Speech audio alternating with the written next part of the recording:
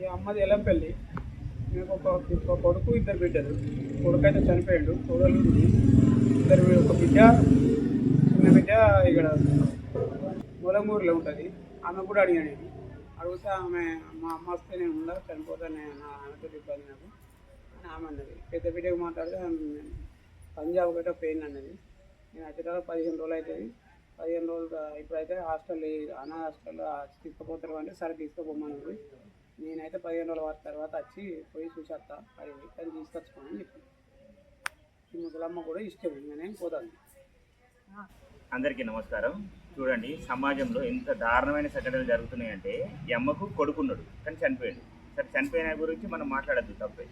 కానీ ఇద్దరు బిడ్డలు ఉన్నారు. ఇద్దరు బిడ్డలు ఉన్నా సరే అమ్మ వస్తే నేను చచ్చిపోతానని బిడ్డలు అంటున్నారు. అంటే ఇక మన సమాజం ఎటుపోతుంది అనేది మీరు అందరూ అర్థం చేసుకోవాలి.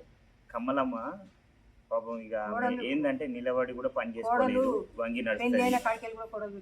పెళ్ళైనప్పటి నుంచి కోడలు కూడా చూస్తలేదట. సరే, అవన్నీ పక్కకు పెట్టండి. ఇప్పుడు ఏంటంటే రాజిరెడ్డి అన్న మనకు ఈ అమ్మ గురించి సమాచారం ఇచ్చింది. సమాచారం ఇస్తే మనం ఈ అమ్మని తీసుకుపోవడానికి వచ్చినాం.